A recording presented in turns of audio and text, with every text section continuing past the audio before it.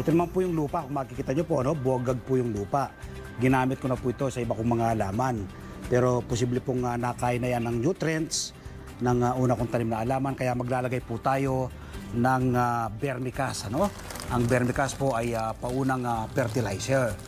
Maglalagay po tayo ng vermicast. Yun, kukuha tayo ng seeds.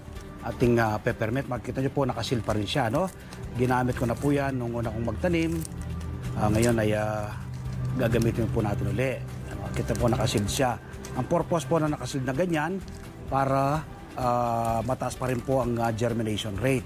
So, kukuha tayo ng ilang piraso ng seeds ng ating peppermint. Ayan. So, di bali pong mas marami, okay lang yan, minsan po, yung iba hindi kasi tumutubo. Sa pagtatanim po dito, ibudbud nyo lang po sa lupa, Yan.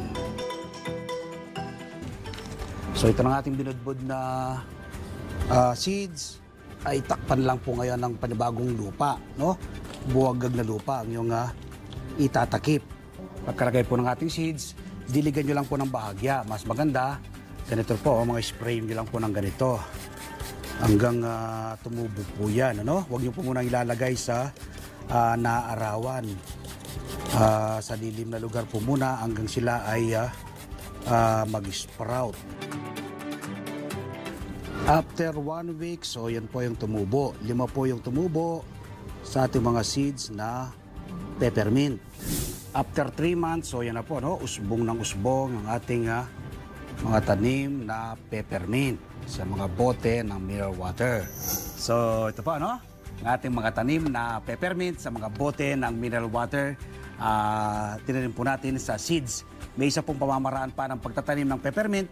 Yung pong mismong tangkay na to ay kumuha lang po kayo, tapos pwedeng ibabad po muna sa tubig, tapos itusok-tusok lang, Napakadali po ang pagtatanim, pagpapatubo, pag-aalaga ng peppermint.